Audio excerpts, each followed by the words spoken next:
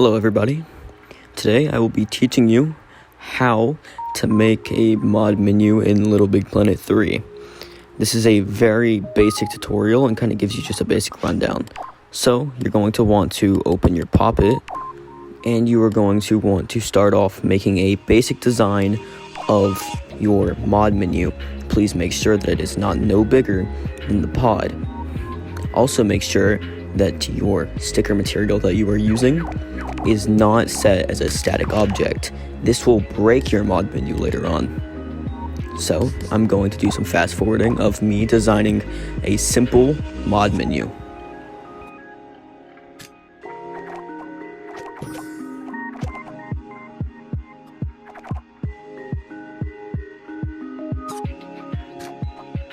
Here is the first important part of the video.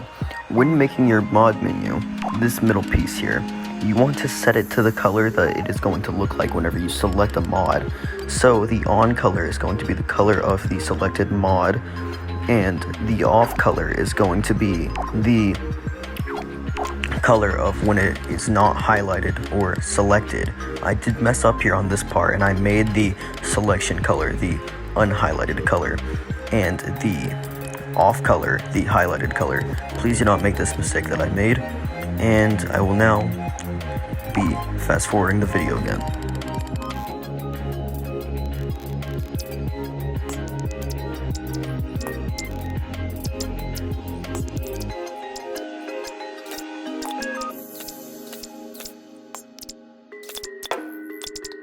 Here is the second most important part of the video.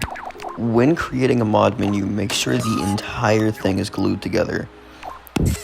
As you can see what I did there during the video. You also want to make a box on top of your menu displaying your name to let others know that you made it, and to let others know the name of the mod menu.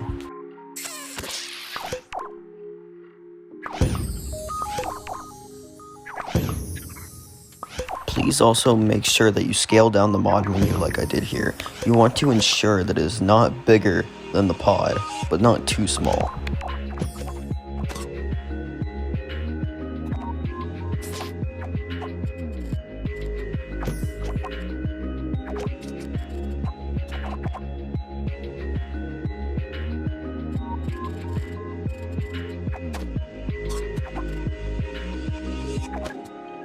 Now after you've put in your name and stuff, you want to pull out a sticker material.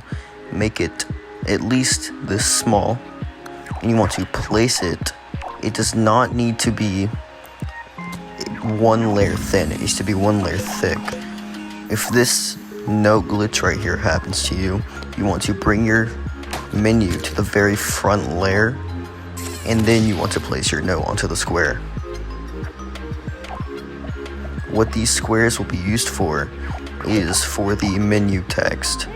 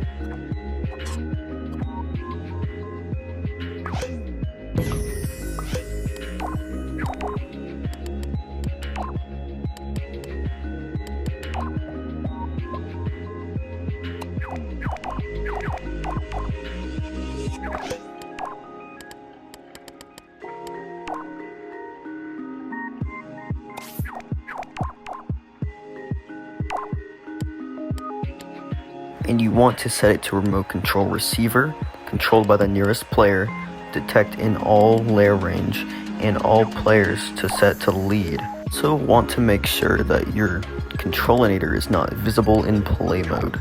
Now, open your tools bag and grab a toggle chip.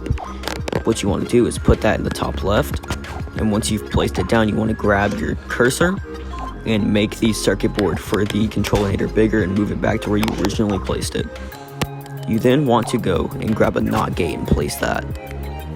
You also want to find the AND gate in the logic section and place that down too.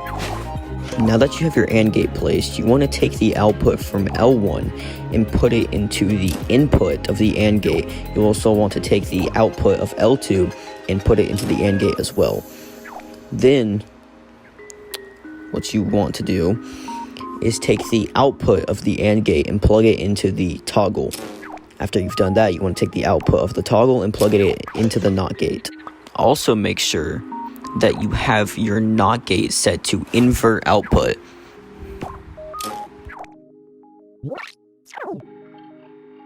Now, open your tools bag again. You want to scroll until you find the opacity tweaker. You want to grab the opacity tweaker and put it right, I'd say right there.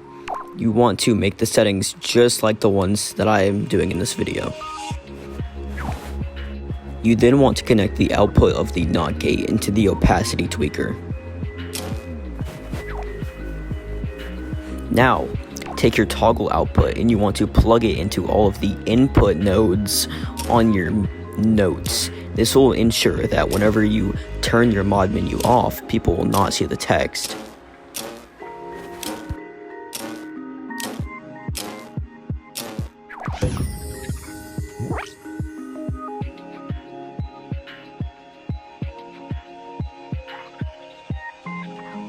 Now, open your tools bag again and find a gyroscope. You want to place the gyroscope down and set it to the highest max setting that you can. You want to place it into the circuit board, and you want to now grab a follower. You also want to set the follower to the maximum speed on everything. This includes the in and out speed and the acceleration. You then want to set the maximum detection range to infinite and layer detection range to 16. You also want to make it follow a tag. This will be later on used in the video. Open your pop it up again and go to the tools bag section. You want to locate a microchip and you want to place it down into the controlinator circuit board. You then want to make the controlinator circuit board as big as you can. You then want to find a selector. You want to place this down into the microchip circuit board, and then you want to count the number of mods that you have on your mod menu. This will determine how many inputs and outputs that the selector will need to have. So make sure to set the number of ports on your selector to the number of mods on your mod menu. Open up your Pop-It again and go to the tools bag section. You want to find a direction combiner and you want to place it down, just anywhere you'd like. You then want to take the R1 output and put it into the positive input of the direction combiner, and take the R2 output and put it into the negative input of the direction combiner. Now you want to open your tools bag again and find a microchip in the tools bag. You want to take the microchip and place it inside of this microchip. You then want to move it up to the top left corner or put it wherever you'd like. I prefer the top left.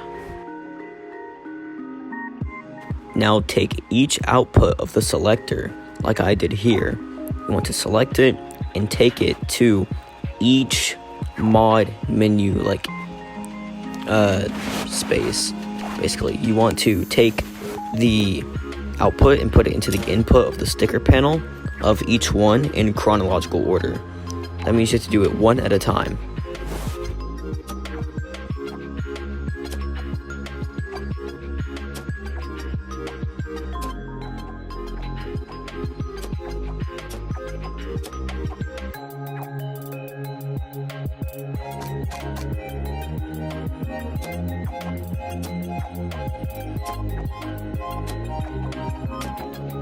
Now open your Pop-It back up and go to the tools section.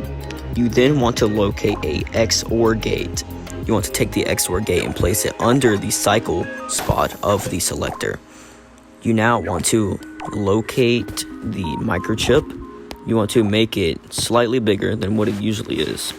Now, while still inside your poppet, you want to grab a XOR gate and place it inside the microchip. You then want to take 2 timers and place them both inside of the microchip circuit board.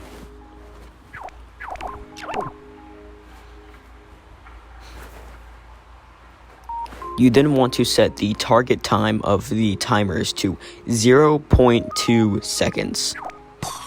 So make sure that you have 2 placed down. You then want to make sure that it is set to forwards and backwards. So make sure to do that real quick. You then want to take a NOT gate and place 2 NOT gates. You then want to connect these NOT gates into the reset part of the timer. I didn't do this until later on in the video, so please go ahead and do that right now. Now take your cursor and you see the positive input right here. You want to press X on it and clone it.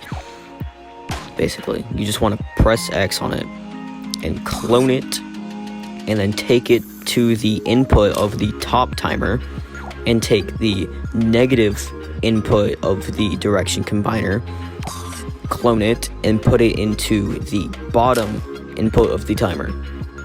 Now make sure to take these outputs and put them into the NOT gates.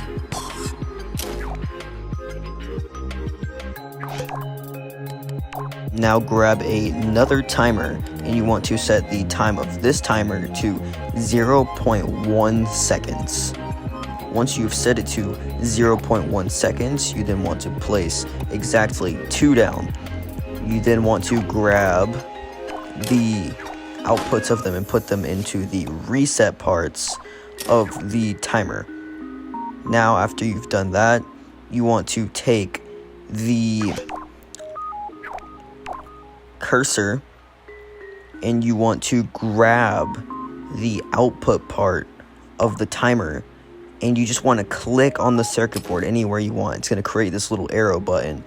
Do that for both of them. You then want to move those. You want to space those apart. Now go back into your tools bag and grab another XOR gate. You want to take this XOR gate and place it in the middle of where the timers and the other timers are. Now you want to grab the XOR gate on the far right and just delete it. You want to replace it with an OR gate because I forgot that it's supposed to be an OR gate. You want to then plug in the little arrows into the inputs of the OR gate like I just did. Now you want to take the output of the timers and put it into the inputs of the XOR gate. Now you want to take the output of the XOR gate and you just want to straight up plug it in to the little arrows like I'm about to do.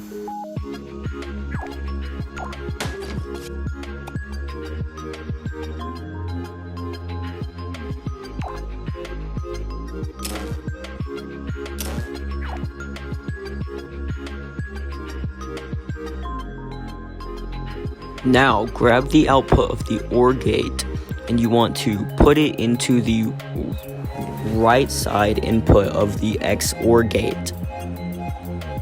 Once you've done that, you can now grab the output of the direction combiner and put it into the left side of the XOR gate, and then plug the XOR gate output into the input of the selector cycle. Now grab a sound, and you can make it any sound you want, just as long as it sounds good. This is going to be for the changing. I like to use yoink, but basically what this is going to do is whenever you change the page on it, it's going to play a sound effect. So just take the XOR output and put it into the on-off of the sound effect.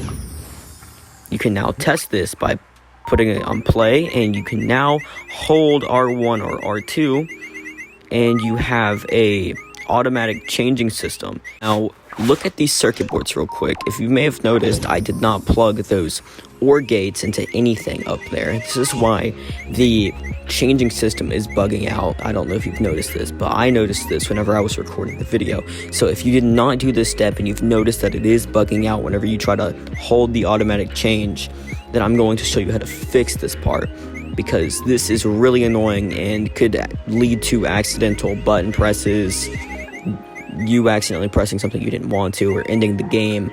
So I'll show you how to fix it. You want to take your cursor and you want to take the output of the top OR gate and put it into the reset of the top timer. Take the bottom OR gate and put it into the reset output of the bottom timer. Now it should work, and it looks like it is not bugging out, wigging out, whatever you want to call it. It's not doing that anymore. So we're going to move on to the next step. So what we're going to do now is we are going to grab another microchip from our tools bag. You want to place this anywhere you want, though I do recommend the left side. You want to make the microchip as big as you can. Just make the circuit board as big as you possibly can, though I don't suggest too big, but just make it big. Now you see, what you want to do is you want to count how many mod menu selections you have. This is going to be important for this next part, so just go ahead and count those real quick. You want to grab an AND gate now after you've counted these, and you want to put the amount of mod menu options you have into the circuit board. So place as many AND gates as you have mod menu options. So go ahead and start doing that.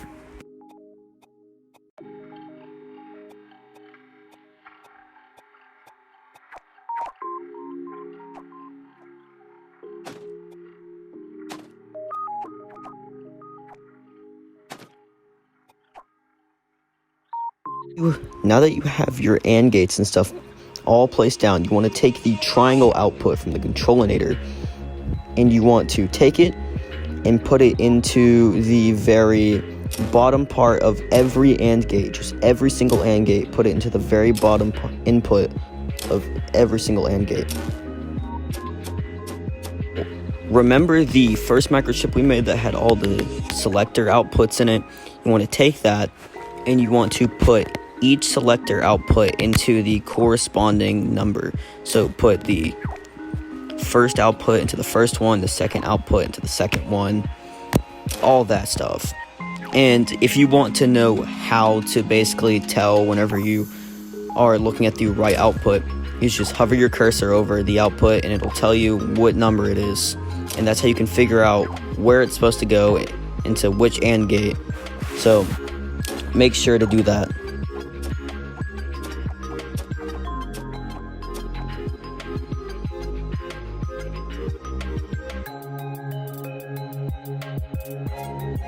Alright, now open your tools bag and grab yourself an AND gate from the tools bag. We're going to be setting up a system that prevents you from having multiple menus at one time whenever you die, so that it does not break your game. So go ahead and open the settings of the AND gate. You want to make sure that the settings of the AND gate has 4 ports. What this is going to do is make sure that you have to press 4 buttons at once to destroy all existing mod menus. So grab yourself a destroyer and place that. Go into the settings and make sure that the setting is set to explode and that rigid connections are turned on. I did not turn that on in the video, but make sure it's set like that. So you want to take the output of your AND gate here, and you want to put it into the destroyer. So we're going to go ahead and just do that real quick.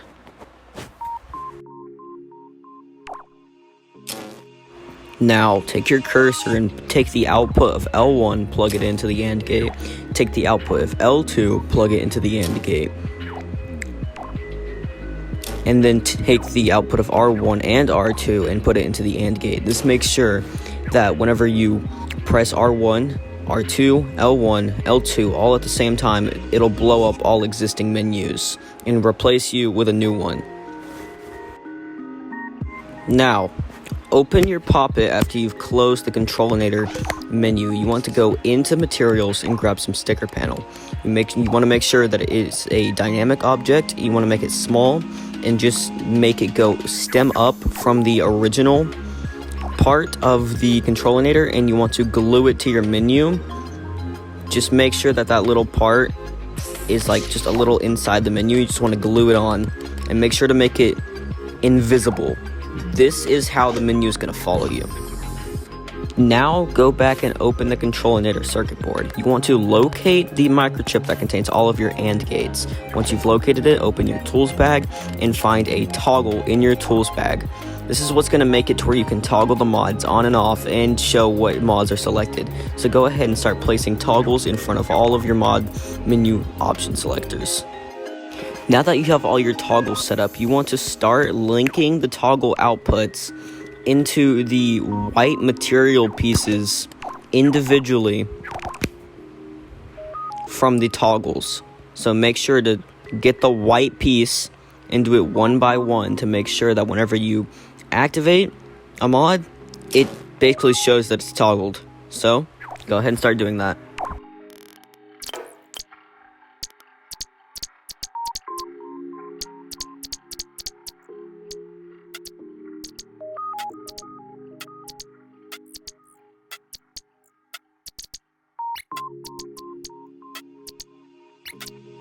Now you want to start linking your AND gates up to your toggles, just to make sure that, it works and can select things.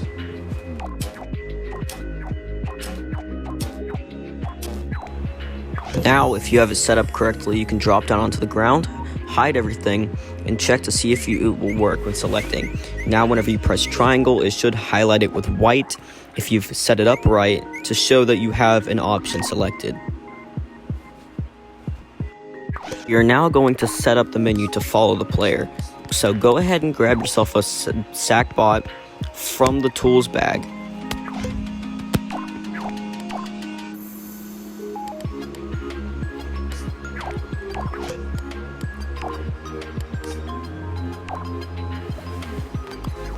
You then want to place the SACBot, open it, and go to its settings and set it to Sackboy animation style and expression type neutral. You also want it to have a chunky brown knit skin, and now you want to make sure that the circuit board is stabilized. I didn't do that, but now open up the circuit board of the SACBot, and you want to take it and place a tag inside of it that is the color and name, the exact name and color of the tag that your follower is going to follow.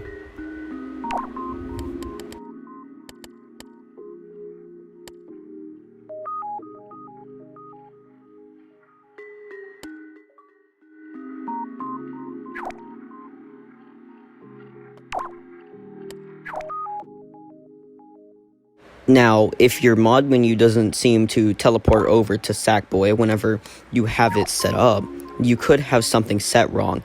Either, like I did in this video, set my tag color and the follower wrong, or your menu could be set to static somewhere in this glued object. So you must check all of your glued objects to make sure that they aren't static, and also check your tag to make sure it's the right color and name. Once you've checked, now grab a emitter from your tools bag. Once you've located it, you want to stick it into the SACBot circuit chip. You then want to open it and put it to these exact settings that I show you in the video.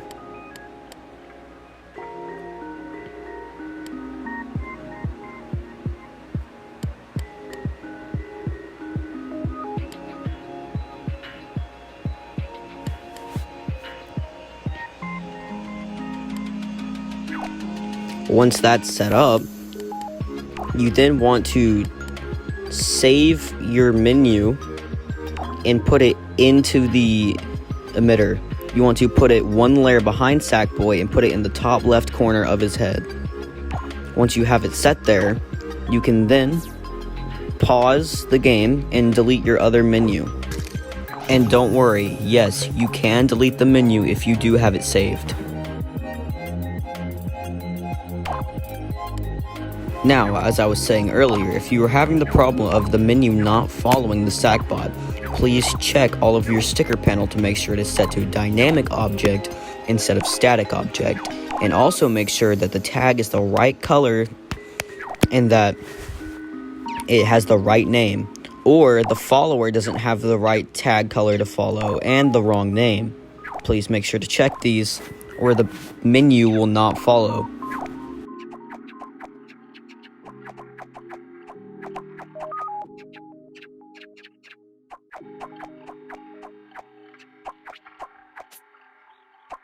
As you can see here, the problem I was having was that the tag was not the right color.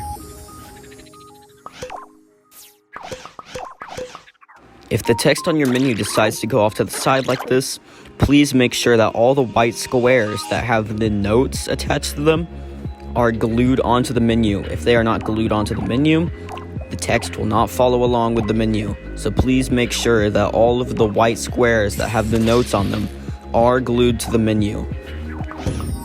Also, anytime you make any changes to your menu, please make sure to save your menu into your objects before deleting it. Also, make sure to replace the current object inside of the SACBot's emitter with the new saved menu that you just edited.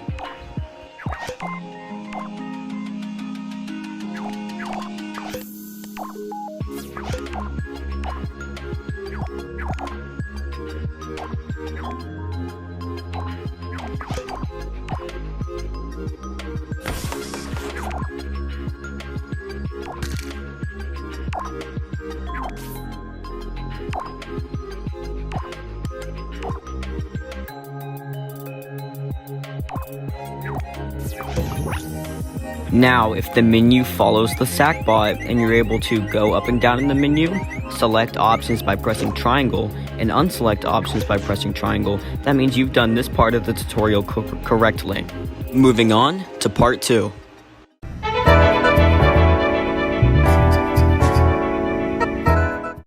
So now you're wondering, how do I get this working in my pod and community levels? Well, I'm going to show you that right now, so let's get right to it. Open your Poppet and select the cursor. You want to move the SACBot away from the mod menu. Once you've done that, select the entire mod menu and simply delete it. Now, open your Poppet and go to Global Stuff. You then want to go to the Character section of Global Stuff and capture character. You want to capture the SACBot in the little zone and then name him whatever you'd like. Once you've named him, I will now show you how to set up the logic to do the mod menu glitch. So, I will be taking us to a separate world to show you how to set that up, as this is my tutorial world that I do my tutorials in. Don't worry, you don't need to switch levels. Now that we're in my separate level, I'm going to show you how to set up the logic. First, grab your entrance gate, and you want to lift it off the ground about this high. Now go into its settings and set it to a static object.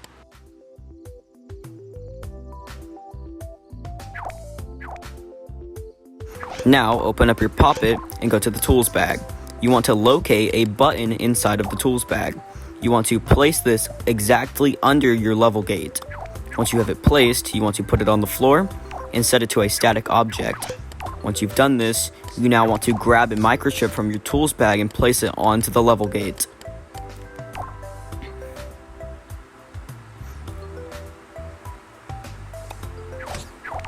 Once you've placed it on the level gate, open it up. You want to grab a timer from the tools bag and place it down. You want to set the target time to 0.5 seconds and the input action to / backwards. You now want to grab a game ender and place it inside the microchip as well. You then want to take the timer output and connect it to the game ender. Now grab yourself a character tweaker and make sure it's set to Sackboy. You then want to connect the button output to the character tweaker and the button output to the input of the timer. So make sure to do that real quick. Now remember this little thing in your entrance gate? You want to set Sackboy to the custom character that you captured earlier. Now, once you have that set up and the button output connected to the character tweaker and the timer, you are now finished. I'm going to give you an example in play mode in my Scarlet menu world to show you how this works. So, once you've saved your world, exit create mode and look for the world. Once you find it, you can click square on it. You then want to hit play. So once you've hit play, it will boot you into the world, and you should land on the button whenever you boot it up. If you land on the button and the level ends, that's how you know it worked. If you have any problems, questions, or anything, just add me on Discord. My Discord will be in the description, so you can go ahead and join the server and ask questions, get help from people who know logic, anything like that. Please subscribe and have a nice day.